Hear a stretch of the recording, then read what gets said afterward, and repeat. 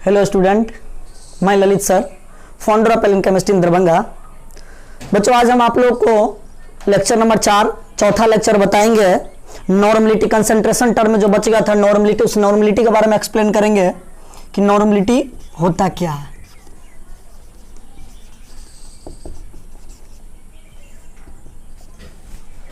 Normality के बारे में बताएंगे। पॉइंट नंबर 7 होगा।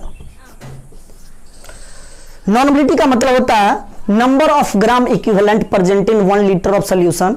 1 लीटर सोल्यूशन में जितना number of gram equivalent present हो दैट इज कॉल्ड नॉर्मलिटी। तो लिखेंगे बोर्ड के लिए number of gram equivalent, number of gram equivalent present in 1 litre of solution, 1 litre of solution is called normality. 1 litre solution में जितना number of gram equivalent present हो that is called normality. Normality को हम represent करेंगे n से। तो normality का formula क्या बनेगा बच्चों? नॉर्मलिटी बराबर number of gram equivalent, number of gram equivalent divided by volume of solution in litre, volume of solution in litre. यानी नॉर्मलिटी बराबर लिख सकते हैं हम number of gram equivalent divided by volume of solution in litre. ये normality का question. लेकिन एक क्वेश्चन है कि सर ये नंबर ऑफ ग्राम इक्विवेलेंट क्या होता है? नंबर ऑफ ग्राम इक्विवेलेंट, तो नंबर ऑफ ग्राम इक्विवेलेंट बराबर होता है नंबर ऑफ ग्राम इक्विवेलेंट बराबर given mass in gram, given mass in gram divided by equivalent mass, equivalent mass. Given mass in gram को W लिखते हैं, equivalent mass को symbol क्या होता है E, जो आप 11th में इक्विवेलेंट मास के बारे में पढ़े हैं। चलिए देखते हैं फॉर्मूला क्या बनेगा। नॉर्मलिटी बराबर number of gram equivalent, number of gram equivalent क्या आएगा? गिवन मास इन ग्राम बट्टा equivalent mass divided by volume of solution in litre. तो नॉर्मलिटी का फॉर्मूला क्या बनेगा? Given mass divided by equivalent mass into volume of solution in litre. ये normality का formula बनेगा, ये नॉर्मलिटी का फॉर्मूला बनेगा। लेकिन एक क्वेश्चन ये है कि नॉर्मलिटी का जब फॉर्मूला गिवन मास इन ग्राम बट्टा equivalent mass into volume of solution litre बना तो इसका यूनिट क्या बनेगा? तो एक ऑब्जेक्टिव के लिए यूनिट ऑफ नॉर्मलिटी, नॉर्मलिटी का बच्चा यूनिट क्या बनेगा? नंबर ऑफ ग्राम इक्विवेलेंट क्या लिखेंगे? ग्राम इक्विवेलेंट पर लीटर। फिर क्वेश्चन है ये इक्विवेलेंट वेट क्या होता है? ये इक्विवेलेंट वेट क्या होता है? ई क्या होता है उसके बारे में, जो आप 11th के टॉपिक में मूल कंसेप्ट में पढ़ेंगे। इक्विवेलेंट वेट क्या होता है उसके बारे में एक्सप्लेन कर रहे हैं 11th का टॉपिक। चलिए देखिए इक्विवेलेंट वेट क्या है, लिख लीजिए। लिखने के बाद मिटा रहे हैं।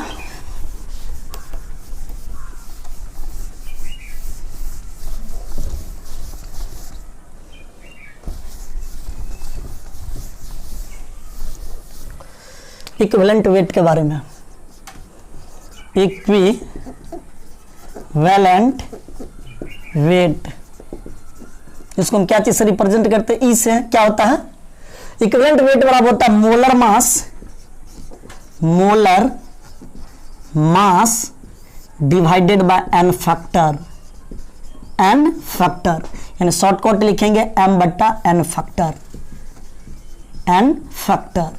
फिर पॉइंट है कि ये n फैक्टर क्या होता है? ये n फैक्टर क्या, तो उसके बारे में बताएंगे n फैक्टर क्या होता है। चलिए बच्चों n फैक्टर के बारे में हम डिटेल बता ही देते हैं कि आप कैसे पहचानिएगा n फैक्टर। तो n फैक्टर का 5 केस होता है। केस नंबर फर्स्ट, एटम का n फैक्टर क्या होता है? एटम का n फैक्टर क्या होता है? दूसरा एसिड का n फैक्टर क्या होता है? बेस का n फैक्टर क्या होता है?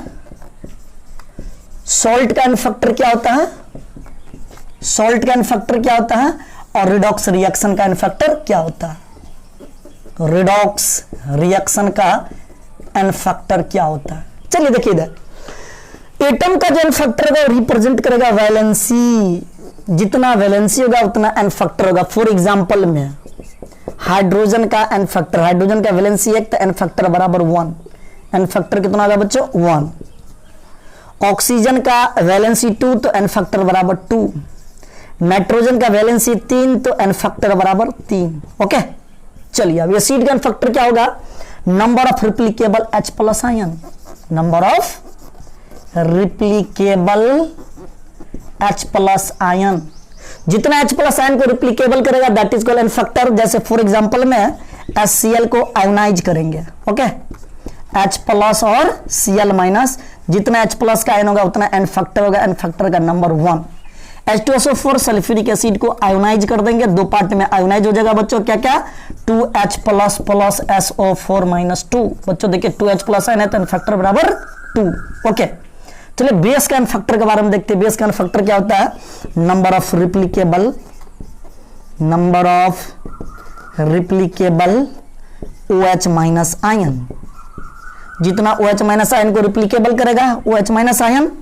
जैसे एग्जाम्पल में सोडियम हाइड्रोक्साइड को आयोनाइज कर देंगे Na प्लस OH माइनस, जितना OH माइनस आयन होगा उतना एन फैक्टर होगा, एन फैक्टर बराबर 1।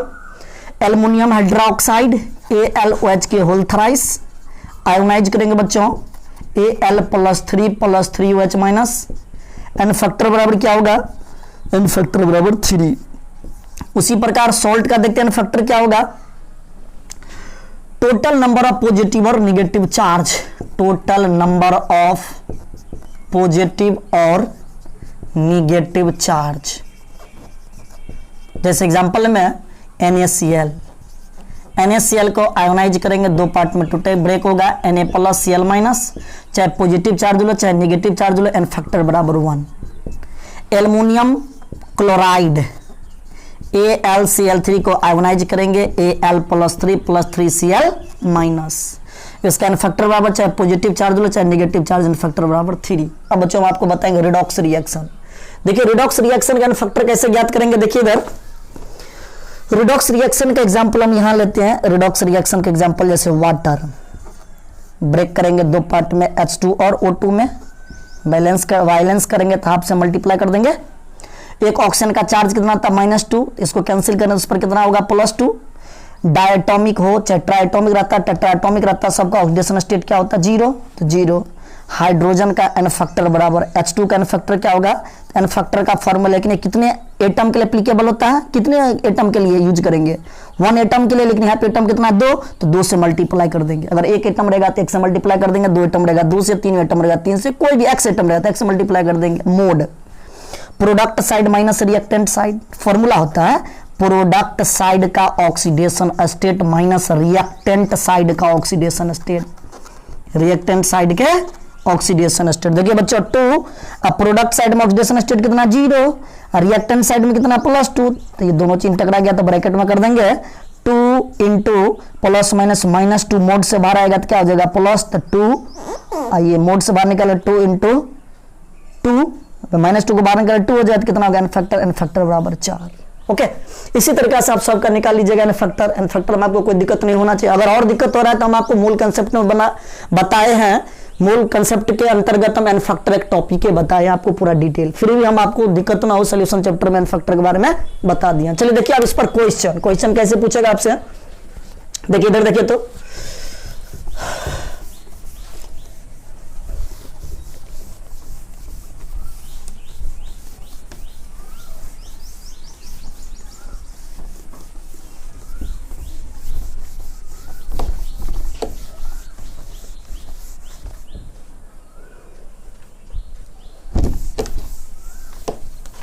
कुछ एक और रिलेशन रह गया। देखिए स्ट्रेंथ का रिलेशन थोड़ा सा बता देते हैं।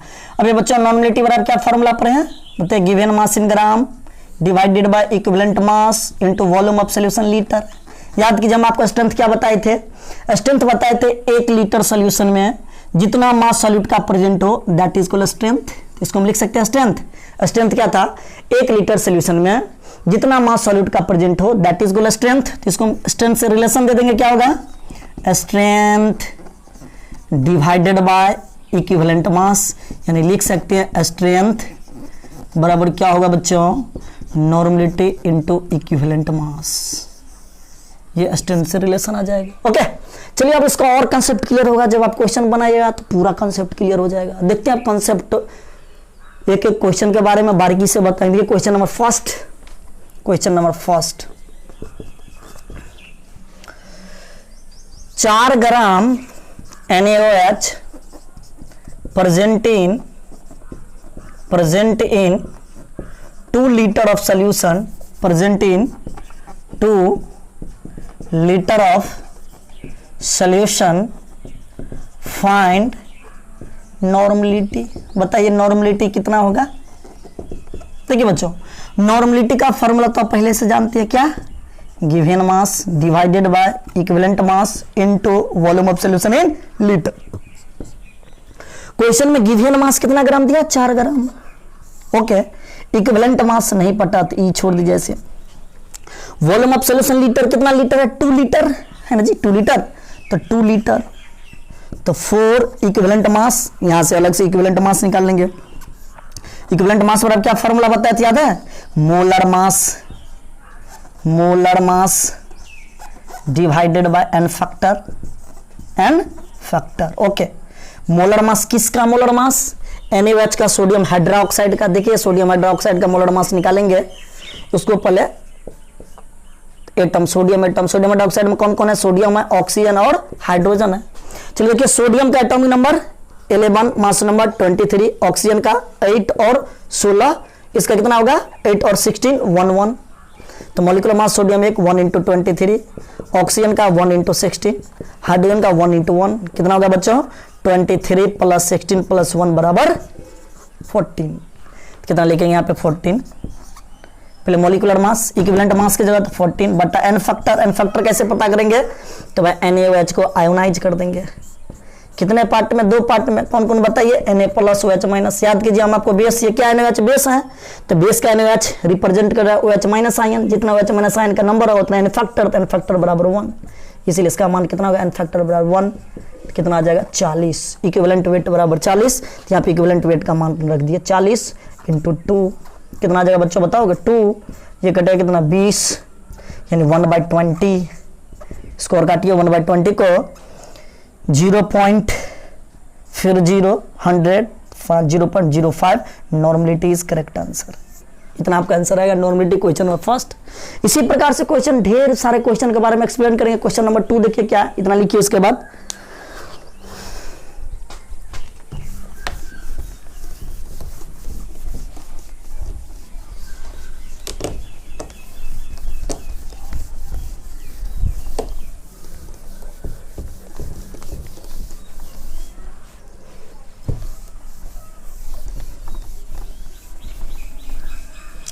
Question number 2,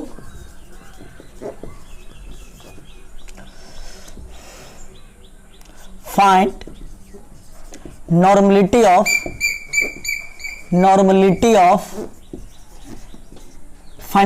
of NaOH aqueous solution having a strength is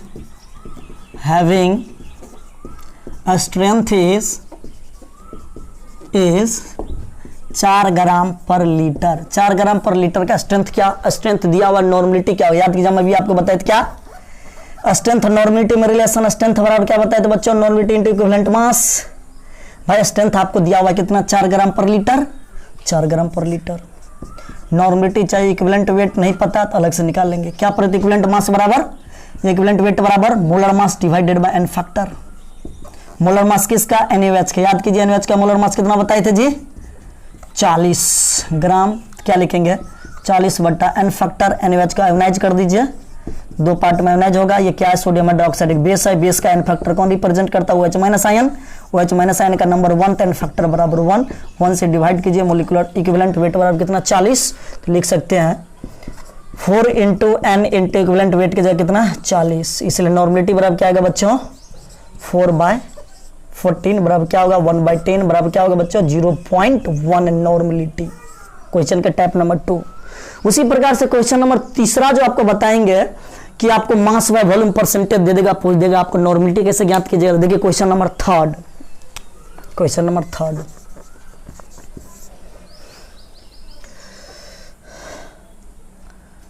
find normality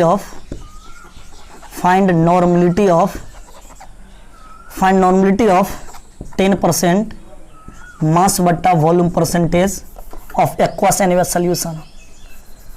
10% मास बट्टा volume percentage of NaOH aqueous solution, NaOH aqueous solution. देखिए बच्चों, ये परसेंटेज का मतलब मास बट्टा वॉल्यूम परसेंटेज का मतलब क्या होता है? इसका मतलब ये हुआ 10 gram solute present in 100 ml, 10 gram solute present in 100 ml of solution. लिखेंगे 10 gram NaOH present in 100 ml of solution. तो बच्चों आप क्या बताइएगा? नॉर्मलिटी बराबर क्या होता है? Given mass divided by equivalent mass into volume of solution litre. Question given mass कितना ग्राम? 10 ग्राम। इक्विवेलेंट मास नहीं पता, ई लिख देंगे वैसे। वॉल्यूम ऑफ सॉल्यूशन लीटर कितना ml है? 100 ml। ml को लीटर बनाएंगे, 1000 से डिवाइड कर देंगे। तो इक्विवेलेंट मास यहां से अलग से निकालेंगे। क्या बताए थे? बताइए मोलर मास बट्टा एन फैक्टर। मोलर मास किसका? भाई अब तो आपको पता होना चाहिए NaOH का कितना मोलिकुलर मास होता है? 40 ग्राम। तो लिख देंगे 40 ग्राम। अब इसको आयोनाइज कीजिए, दो पार्ट में टूटेगा जी। Na प्लस OH माइनस, जितना OH माइनस आयन उतना एन फैक्टर का मान 1 हो जाएगा। तो कितना हो जाएगा? इक्विवेलेंट मास बराबर 40। तो यहाँ पे इक्विवेलेंट मास को पुट कर देंगे 10 divided by 14 into 10 divided 100 divided by 1000। ये से ये कितना बच गया बच्चों? 10/4 यानी 5/2 यानी 2.5 normality is correct answer. Type number question number 3। इसी प्रकार से नेक्स्ट क्वेश्चन हम आपको बताएंगे। चलिए देखिए टॉपिक, इसी में पूछेगा आपसे एक नॉर्मल। ये नॉर्मल क्या होता है? नॉर्मल का मतलब जिसका नॉर्मलिटी 1 हो, जिसका नॉर्मलिटी 1 हो, यानी इसको लिख सकते हैं n। और एक टर्म आएगा बाय नॉर्मल। बच्चों बताइए बाय नॉर्मल का मतलब क्या होता है? जिसका नॉर्मलिटी 2 हो, यानी लिख सकते हैं इसको n2n। एक टर्म आएगा आपसे सेमी नॉर्मल। क्या होता है बच्चा semi normal? Semi normal solution का मतलब क्या होता है? जिसका नॉर्मलिटी हाफ हो, 1/2। हम इसको लिख सकते हैं n/2। और एक टर्म आएगा decinormal. Decinormal solution लिखा रहेगा क्वेश्चन। डेसी नॉर्मल का मतलब क्या होता है? जिसका नॉर्मलिटी 1/10 हो, यानी लिख सकते हैं इसको n/10। और एक टर्म आएगा centinormal solution. Centinormal solution का मतलब क्या होता है? जिसका नॉर्मलिटी 1/100, यानी लिख सकते हैं इसको बच्चों क्या हुआ? n/100। इसका यूज कैसे करेंगे? तो जब क्वेश्चन करेंगे तब तो और कंसेप्ट क्लियर होगा। तो लिखिए क्वेश्चन नंबर 4, फाइंड, क्वेश्चन लिखेंगे find mass of NaOH present, find mass of NaOH present in 250 ml of semi normal solution. Semi normal solution, ये आपको क्वेश्चन दिया रहेगा। सेमी नॉर्मल सॉल्यूशन का नॉर्मलिटी क्या होगा? Find mass of NaOH present in 250 ml of semi normal solution का मास क्या होगा? मास ऑफ NaOH का कितना मास प्रेजेंट होगा? तो बच्चों इससे पहले इधर ध्यान दीजिए, नॉर्मलिटी का आपको फॉर्मूला हम क्या बताए थे? Given mass divided by equivalent mass into volume of solution in litre. यहां देखिए आपको एक्सप्लेन किया semi normal solution. Semi normal का मतलब वहां पे देखिए क्या लिखा है? सेमी नॉर्मल जिसका नॉर्मलिटी हाफ हो, 1/2 हो, तो नॉर्मलिटी का 1/2। मास ऑफ NaOH प्रेजेंट, इन मास कितना मास NaOH प्रेजेंट है? सॉल्यूट कितना प्रेजेंट है? नहीं पता, तो ये W को क्या लिखेंगे? x ग्राम प्रेजेंट है। इक्विवेलेंट मास ये लिख देते हैं। वॉल्यूम, लेकिन वॉल्यूम कितना दिया क्वेश्चन में? 250 ml। तो 250 ml को लीटर बनाएंगे तो 1000 से डिवाइड कर देंगे। अलग से इक्विवेलेंट मास निकाल लीजिए। आपको पता है इक्विवेलेंट मास बराबर क्या होता है बच्चों? देखो बार बार यूज हो रहा है equivalent mass, equivalent weight, mole factor. ये मोल कंसेप्ट में आप पढ़े होंगे। Some basic concept of chemistry के अंतर्गत इक्विवेलेंट वेट के बारे में, उसी मैन फैक्टर के बारे में भी पढ़े होंगे। नहीं पढ़े हैं फिर भी हम बता देंगे आपको, दिक्कत नहीं आना चाहिए क्वेश्चन बनाने वक्त में। मॉलिक्यूलर मास किसका? NaOH का। पता है ना कितना जी? आपको ये सब 40 ग्राम। NaOH का फैक्टर कितना होगा बच्चों बता सकते हैं? Na प्लस और OH माइनस, OH माइनस कितना होगा जी? एन फैक्टर बराबर 1। इक्विवेलेंट वेट बराबर कितना हो जाएगा जी? 40। तो क्या लिखेंगे? 1/2 into x divided by 40 into 250 बट्टा कितना होगा जी? 1000। लीटर बनाएंगे ना तो 1000 से भाग देंगे, ये 4 हो गया, ये कितना होगा जी? 10। तो क्या लिखेंगे? 1/2 इंटू एक्स बट्टा 10 यानी कितना हो जाएगा जी? 5। इसलिए एक्स बराबर कितना आ जाएगा बताओगे? 5 ग्राम। यानी NaOH का जो सॉल्यूट था उसका कितना ग्राम प्रेजेंट था सोल्यूशन में? 5 ग्राम NaOH प्रेजेंट था। Question number 4। इसी टाइप से आपको क्वेश्चन पूछेगा। अब हम आपको पढ़ाएंगे कि मोलैरिटी और नॉर्मलिटी में रिलेशन क्या होता है, दोनों के बीच में रिलेशन से क्वेश्चन पूछ देगा। देखिए relation between molarity and normality में रिलेशन क्या होता है।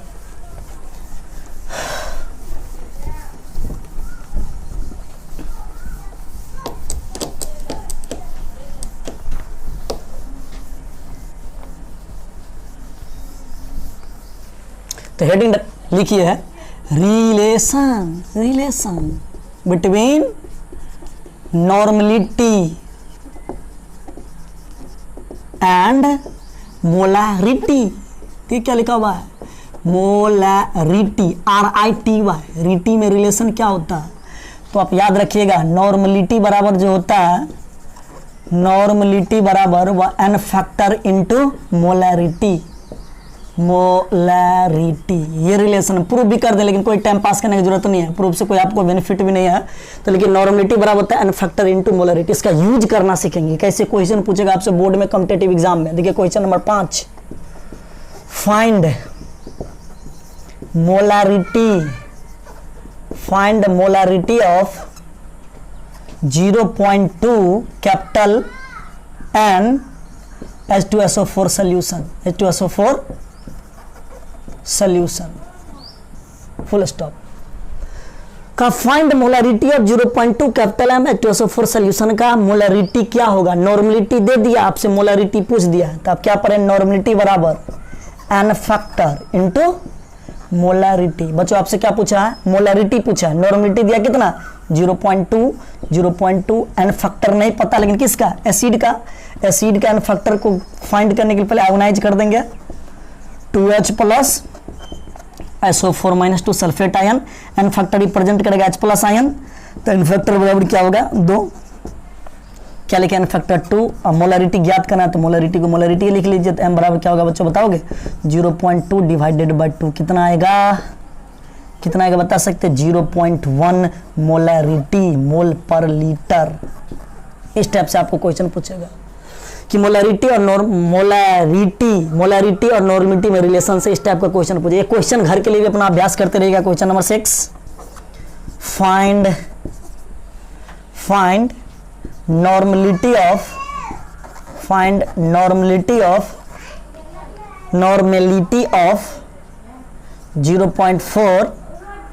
0.4 capital M H3PO4 solution. H3PO4 solution का नॉर्मलिटी क्या होगा? तो नॉर्मलिटी बराबर बच्चों क्या होता है बताइए? n factor into molarity. अब n फैक्टर चाहिए किसका? H3PO4 का, पहले आयोनाइज कर देंगे। बताओ कोई H3PO4 का आयोनाइज करेंगे तो क्या होगा? 3H plus plus phosphate ion, PO4 minus 3, n factor represent करता है H प्लस आयन।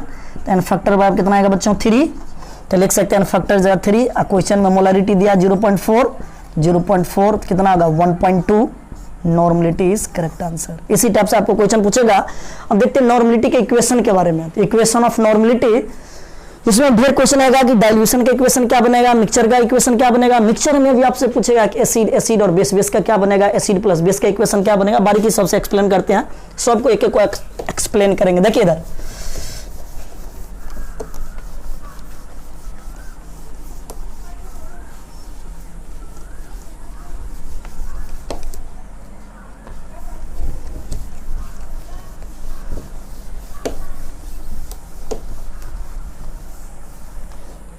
देखिए, हाँ नॉर्मलिटी इक्वेशन चाहिए आप लोग। क्या चाहिए बच्चों? नॉर्मलिटी का इक्वेशन चाहिए। ओके देखिए केस नंबर 1 किसके लिए? फॉर डाइल्यूशन के लिए।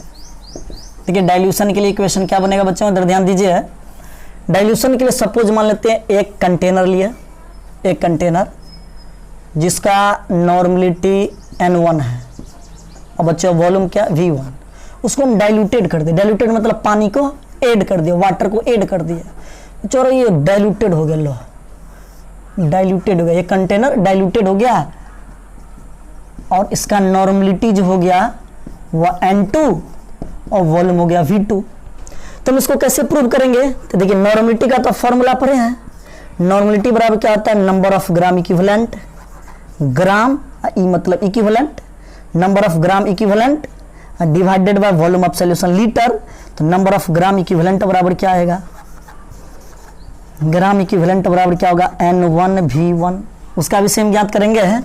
नॉर्मलिटी बराबर N2 बराबर number of gram equivalent, number of gram, G मतलब ग्राम, EQ मतलब equivalent divided by volume N2। तो नंबर ऑफ ग्राम इक्विवेलेंट बराबर क्या होगा? ग्राम इक्विवेलेंट बराबर N2 इंटू V2। दोनों कंटेनर में नंबर ऑफ ग्राम इक्विवेलेंट तो सेम होगा, सेम होगा ना जी, क्योंकि सॉल्यूट का अमाउंट तो इसमें भी फिक्स, सॉल्यूट का अमाउंट इसमें फिक्स, केवल इसमें क्या करते हैं सॉल्वेंट का अमाउंट बढ़ा देते हैं। तो लेकिन number of gram equivalent initial बराबर number of gram equivalent final. तो लिख सकते हैं N1V1 बराबर N2V2। बच्चों ये बताइए N1V1 क्या होता है? Initial normality and volume, initial normality and volume. N2V2 क्या होता है? Final normality and volume, final normality and volume. Okay, चलिए अब टॉपिक नंबर 2 बताएंगे। फॉर केस नंबर 1 था फॉर डाइल्यूशन के लिए, तो डाइल्यूशन के लिए इक्वेशन चेक कर लीजिएगा कि डाइल्यूटेड कर रहे हैं।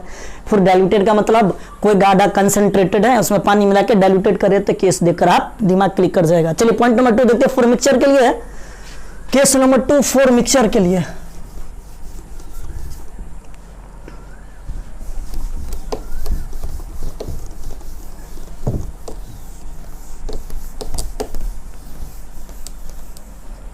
केस नंबर 2 फॉर मिक्सचर के लिए है, फॉर मिक्सचर के लिए। लेकिन बच्चों कैसा mixture? Sir acid plus acid का मिक्सचर, एसिड प्लस एसिड चाहे बेस प्लस बेस का मिक्सचर, सबका सर अलग अलग कीजिए। नहीं देखिए एक साथ एसिड प्लस एसिड का मिक्सचर में, जैसे एक कंटेनर सपोज मान लेते हैं, ये कंटेनर है जिसका नॉर्मलिटी दिया हुआ है बच्चों क्या? N1 और वॉल्यूम दिया हुआ आपको V1। इसको मिक्स करते हैं दूसरा कंटेनर के साथ, लो इसका भी नॉर्मलिटी आपको दिया हुआ है क्या? N2 और V2 दोनों को मिक्स करेंगे, मिक्स करेंगे तो बड़ा सा कंटेनर बन जाएगा। सर कितने बड़ा बनेगा? इतने बड़ा बनेगा। इसका वॉल्यूम क्या होगा बच्चों बताओगे? V1 plus V2। लेकिन नॉर्मलिटी क्या होगा? N3 मान लेते इसका नॉर्मलिटी को। ओके, तो सब का number of gram equivalent, number of gram equivalent of first का plus number of equivalent of second का, दोनों को जोड़ेंगे तो सोल्यूशन का मिक्सचर का बन जाएगा। लिखेंगे क्या? N1V1 plus N2V2। आप जानते हैं, पहले से भी तो जानने लगा है जी। N3 और वॉल्यूम क्या होगा? V1 plus V2। यानी कह सकते हैं कि सोल्यूशन यानी मिक्सचर का जो नॉर्मलिटी होगा N3 बराबर क्या लिखेंगे? N1V1 plus N2V2 divided by V1 plus V2। इस क्वेश्चन को यूज करना, कैसे करेंगे यूज? तुरंत एक एप्लीकेशन क्वेश्चन करते अपने दिमाग चलना स्टार्ट होगा। ये क्वेश्चन नंबर 2 क्या है? जो भी क्वेश्चन हो नेक्स्ट 6 नंबर क्वेश्चन देखिए, क्वेश्चन नंबर 6 इसको लिखिए, छापिए। उसके बाद क्वेश्चन लिखिए, F 0.2 normality, 200 ml of solution mixed with 0.3 normality, 300 ml of solution. Find normality of, अच्छा फाइंड ज्ञात कीजिए normality of final mixture, normality of final mixture. Final mixture का नॉर्मलिटी क्या होगा? तो चलिए हम यहां पे आपको बताते हैं फाइनल मिक्सचर का। इधर देखिए,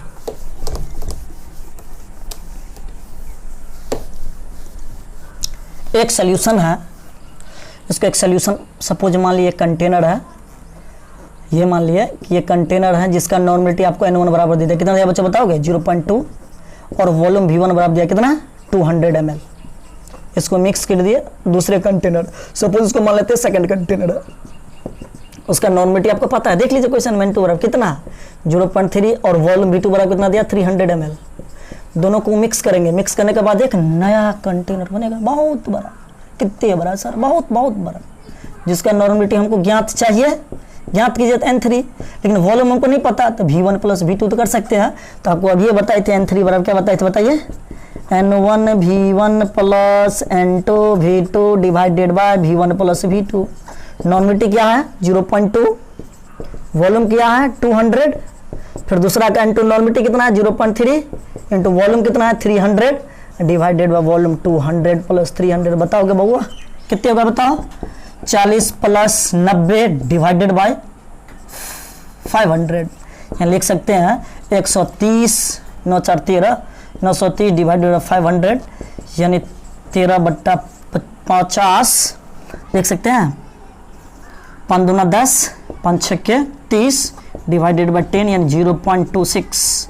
नॉर्मलिटी इज करेक्ट आंसर। इसी टाइप से आपको क्वेश्चन पूछेगा मिक्सचर के लिए। अब जब केस देखते हैं कि एसिड बेस को मिला के, एसिड बेस मिलाएंगे तब क्या होगा, देखते हैं भाई एसिड बेस का मिक्सचर के केस नंबर 3 लिखिए इतना,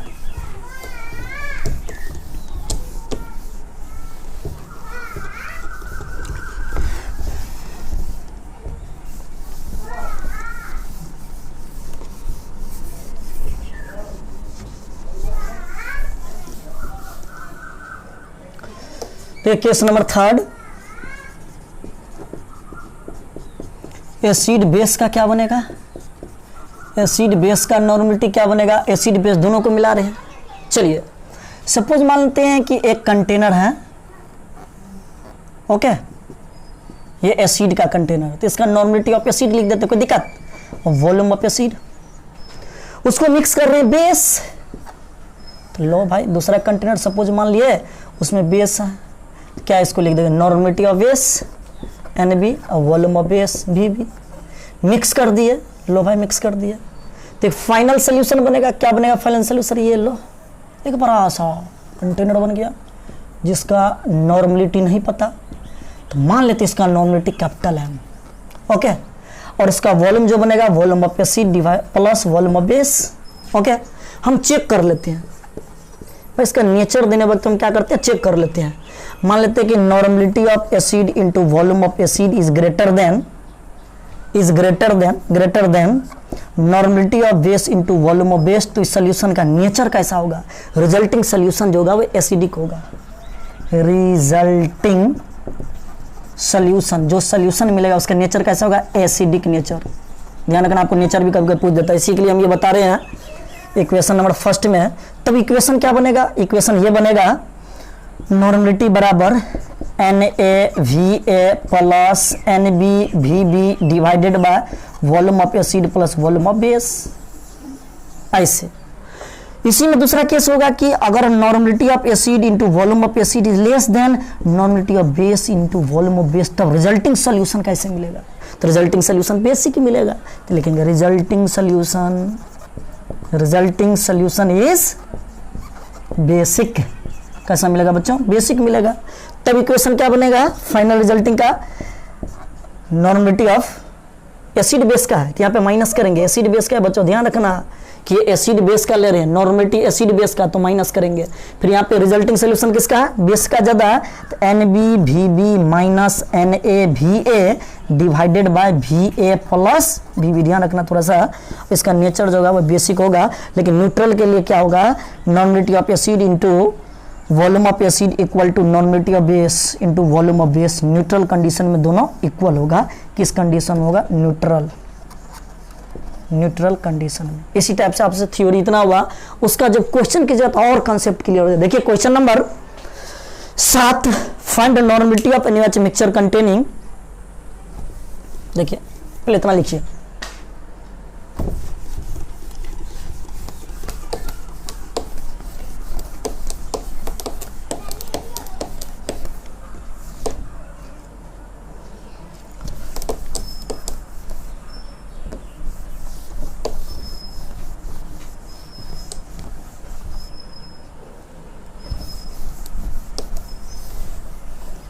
देखिए बच्चों, देखिए तो इधर for normality of NaOH question number कितना था, 6 हो या 7 जो भी हो, 6 हो। Find normality of NaOH mixture containing 0.2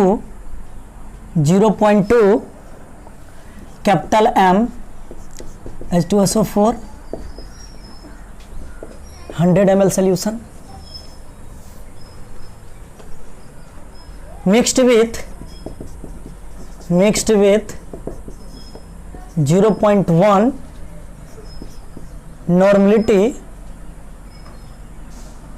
normality of NaOH 100 ml of solution, 100 ml of solution. Find normality of mixture contain 0.2 for solution 100 ml mixed with 0.1 NaOH 100 ml of solution में है। तो find normality of final mixture का normality क्या होगा, जो normality होगा final mixture का normality क्या होगा। चलिए देखिए इधर सपोज मान लेते क्या कंटेनर है जिसका नॉर्मेलिटी आपको दिया हुआ N1 बराबर दिया हुआ, नॉर्मेलिटी ऑफ एसिड बराबर कितना दिया है 0.2, नॉर्मेलिटी नहीं दिया, मोलरिटी दिया हुआ, मोलरिटी ऑफ एसिड, और वॉल्यूम ऑफ एसिड बराबर कितना दिया है 100 ml। इसको मिक्स करते हैं, लो जिसका नॉर्मेलिटी ऑफ बेस आपको दिया हुआ है 0.1 एंड वॉल्यूम ऑफ बेस जो दिया हुआ है 100 ml, दोनों को हम क्या करते हैं मिक्स कर देते हैं। लो मिक्स कर दिया, एक बड़ा सा कंटेनर बन गया, उसका नॉर्मेलिटी कहता है ज्ञात करते हैं, N मान लेते हैं, वॉल्यूम होता है volume of acid plus volume of base.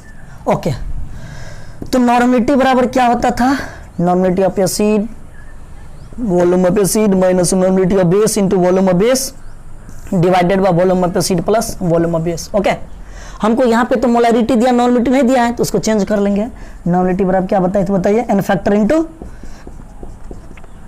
N factor, किसका N फैक्टर H2SO4 सॉल्यूशन का, H2SO4 को आयोनाइज कर देंगे। देखिए इधर H2SO4 को आयोनाइज करते हैं, दो पार्ट में आयोनाइज हो जाएगा, 2H प्लस और SO सल्फेट SO4 माइनस 2, जितना H प्लस आयन उतना N फैक्टर हो जाएगा 2। इसको क्या लिखा 2, मोलरिटी कितना दिया बच्चों 0.2, तो कितना हो जाएगा 0.4 नॉर्मेलिटी आपको दे दिया। तो यहाँ पे लिखेंगे 0.4 into 100 minus 0.1 into 100 divided by acid 100 plus 100। Okay, तो आपसे क्या हो जाएगा 40 माइनस 10 डिवाइडेड बाय 200, क्या लिखेंगे बच्चों बताइए 30 डिवाइडेड बाय 200, यानी ये 1.5 डिवाइडेड बाय 10, इसको लिख सकते हैं कितना 0.15 नॉर्मेलिटी। लेकिन नेचर इसका पूछेगा तो कैसा नेचर होगा, एसिडिक नेचर, क्यों एसिड का नॉर्मेलिटी ज्यादा है, तो लिखेंगे नेचर जो होगा उस सोल्यूशन का वो नेचर कैसा होगा बच्चों, एसिडिक इन नेचर होगा, acidic in nature, acidic in nature होगा। ये आपका नॉर्मेलिटी का टॉपिक समाप्त हुआ। अब हम आपको एक नया टॉपिक बताएंगे ppm, पार्ट पर मिलियन क्या होता है उसके बारे में। चलिए बच्चों देखिए, तो पार्ट पर मिलियन होता है क्या है,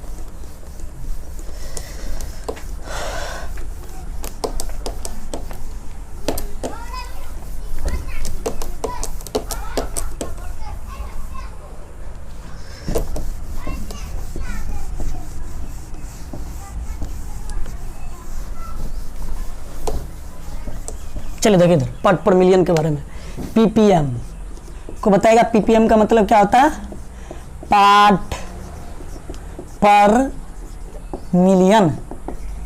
ओके, किसके लिए यूज करेंगे, use for very dilute solution, use for very dilute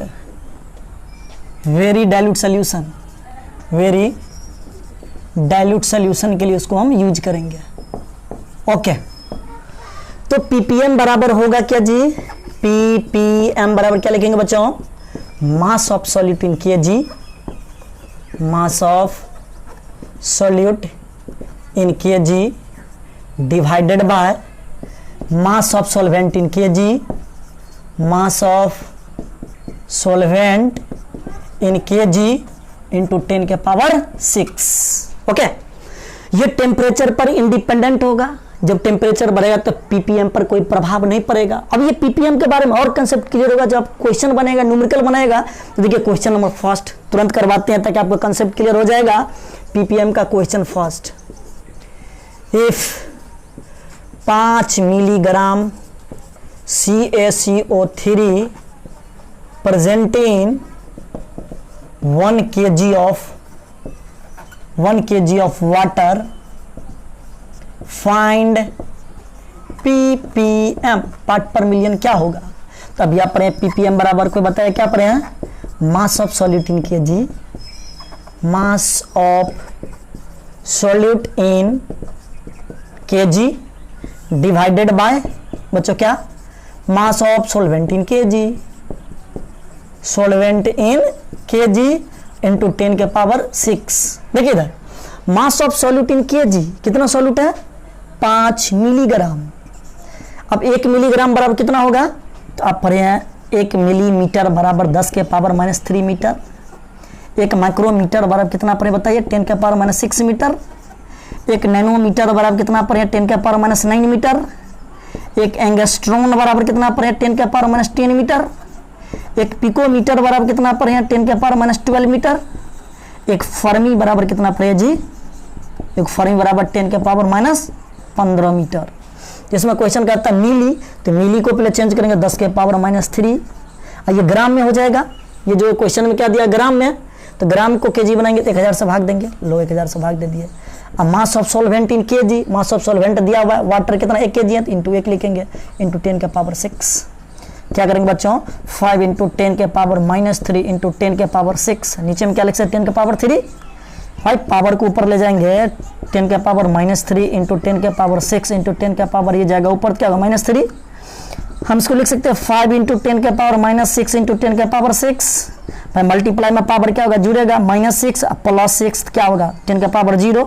x के पावर 0 तो वो कितना माना बता सकते हो 1। इसको क्या लिख सकते हैं, 5 इंटू 1 बराबर कितना होगा, 5 ppm इज करेक्ट आंसर। इस टाइप से आपको क्वेश्चन पूछेगा, बना लीजिए ppm का। चलिए एक इंपोर्टेंट फॉर्मूला का यूज करना सीखेंगे जो डायरेक्ट कॉम्पिटिटिव एग्जाम में कभी कभी तो ऐसा देखा जाता है हम सर में डायरेक्ट फॉर्मूले पूछ देता है। लिखिए वेरी इंपोर्टेंट फॉर्मूला का यूज करना सीखेंगे, very important formula, very very important formula. तो बच्चों अगर आप लोग का ये वीडियो अच्छा लगे तो लाइक कीजिए, कमेंट कीजिए और दोस्तों के साथ शेयर भी जरूर कीजिए और बेल आइकन को दबाना ना भूलिए। नया नया हम आपको वीडियो सब, नया नया क्वेश्चन सब देते रहेंगे। इसी तरीका से आप बनाते रहिए क्वेश्चन। कुछ पूछना है तो कमेंट बॉक्स में पूछते रहिए। देखिए लिखेंगे very important formula, very important point, very important point का यूज करना सीखेंगे। जैसे आपसे कभी कभी पूछ देगा कि मोलैरिटी दे देगा, परसेंटेज दे देगा, मॉलिक्यूलर मास दे देगा, उसमें रिलेशन परसेंटेज देकर डेंसिटी देकर मोलैरिटी पूछ दिया, परसेंटेज देकर डेंसिटी देकर नॉर्मेलिटी पूछ दिया। कभी कभी आपको मोलैरिटी, मोलैलिटी, उसके बाद आपको डेंसिटी देकर तीन में रिलेशन से क्वेश्चन पूछ दिया। तो इस टाइप के क्वेश्चन को करने के लिए देखिए हम आपको एक कंसेप्ट देते हैं, कहीं दिक्कत नहीं होगा। कोई भी जेई का क्वेश्चन बनाए, नीट का बनाइए, बोर्ड का बने, सब बनेगा। देखिए इधर मोलैरिटी बराबर जो होगा बच्चों 10xd divided by molecular mass. चलिए बच्चों ये बताइए x यहाँ पे क्या होता है। क्वेश्चन में दिया रहेगा परसेंटेज बाय मास, मास दिया रहेगा परसेंटेज में 20%, 10%, 40%, 50% दिया रहेगा। d मतलब समझते हैं डेंसिटी, mw मतलब मॉलिक्यूलर मास, नीचे हम लिख देंगे सब। दूसरा रिलेशन होता है नॉर्मलिटी और परसेंटेज डेंसिटी के बीच में रिलेशन था 10xd बटा इक्विवेलेंट मास। ई मतलब इक्विवेलेंट मास, जानते हैं x मतलब परसेंटेज मास, d मतलब डेंसिटी और ई मतलब इक्विवेलेंट मास। इक्विवेलेंट मास बता आप जानते हैं मोलर मास बटा एंड फैक्टर। बहुत बढ़िया। तीसरा क्वेश्चन आप मोलैलिटी, डेंसिटी, मोलैरिटी के बीच में रिलेशन पूछ देगा तो मोलैलिटी बराबर क्या, लिटी बराबर 1000 molarity divided by 1000 density minus molarity into molecular mass. ये ऐसा फॉर्मूला है जो एम्स के एग्जाम में डायरेक्ट पूछ दिया था। चेक कीजिएगा क्वेश्चन बैंक में ये पूछा हुआ।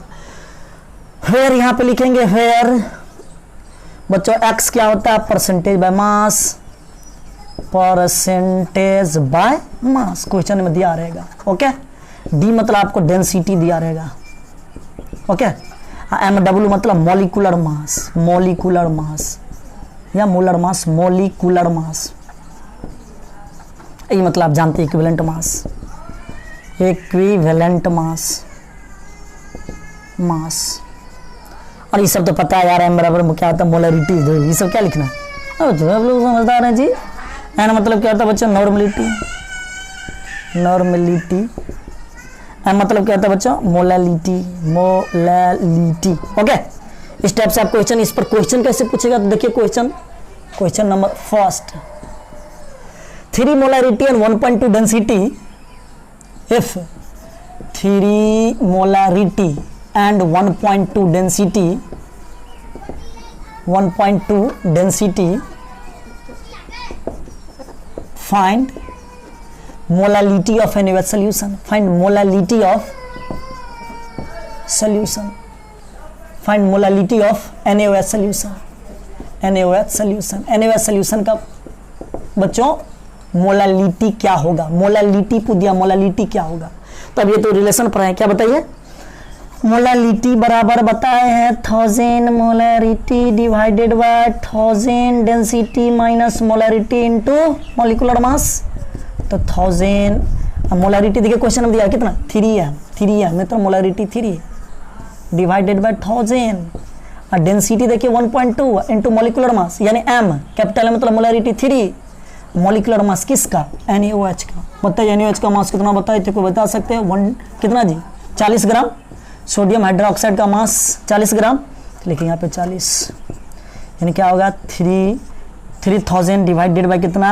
1200 माइनस 120 यानी कितना लिखेंगे 3000 बट 1080 यानी 1080, ये से ये कितना होगा बच्चों 300 डिवाइडेड बाय 108, भाग दीजिए तो हमको लगता है अप्रोक्सीमेट इसका आंसर जो आएगा 2.8 और क्या होगा मोल पर केजी, मोल पर केजी। इसी टाइप से आप क्वेश्चन बनाते रहिए, कुछ भी दे देगा आपसे चेंज करके पूछ देगा, कभी कभी अभी तो मोलरिटी पूछ दिया, मोलालिटी दे देगा, डेंसिटी दे देगा, डेंसिटी दे देगा आपसे मोलरिटी पूछ देगा, यानी 2 दे देगा, एक कुछ भी पूछ देगा, डेंसिटी पूछ देगा, ये मोलालिटी मोलरिटी देकर डेंसिटी आपसे पूछ देगा। चलिए एक और क्वेश्चन परसेंटेज वाला एक सर बताइए, परसेंटेज देखिए, परसेंटेज वाला क्वेश्चन जो डायरेक्ट नीट के एग्जाम में पूछा गया है, सब कॉम्पिटिटिव एग्जाम का सब लेवल क्वेश्चन बता लीजिए। क्वेश्चन नंबर 2 देखिए, question number 2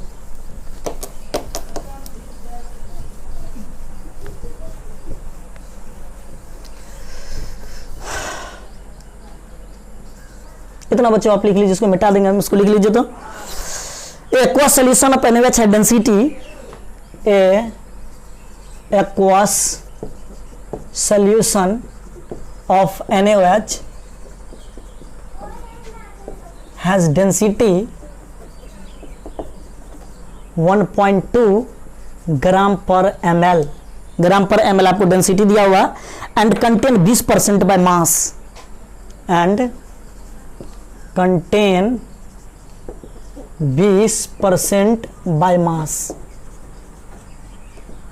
contain 20% by mass, find molarity of solution, solution का मोलालिटी क्या होगा, मोलारिटी है बुआ, मोलारिटी यानी m बराबर ये प्रेत क्या बताइए 10x d बटा मोलिकुलर मास पर है ना जी, 10x का मतलब परसेंटेज कितना, परसेंटेज मास क्या दिया 20%, 10 इंटू 20, डेंसिटी कितना दिया बच्चों 1.2 क्या भारी है ये, डिवाइडेड बाय मोलिकुलर मास, किसका मोलिकुलर मास NaOH का, तो NaOH का मोलिकुलर मास कितना होगा बच्चों बता सकते हैं, यस सर कितना 40 ग्राम, 40 ग्राम कर दीजिए, इसको कितना होगा जी 2, ये कितना होगा 5, कितना होगा बताइए 5 इंटू 1.2 60 यानी कितना होगा 6 मोल पर लीटर, इसका मोलालिटी निकल जाएगा। इसी तरह से आप क्वेश्चन बच्चों बनाते रहिए, जो दिक्कत हो डॉट पूछते रहिए। चलिए अगर मेरा वीडियो अच्छा लगे तो आप दोस्तों के साथ शेयर कीजिए, कमेंट करना, लाइक करना, चैनल को सब्सक्राइब जरूर कर दीजिए। Thank you.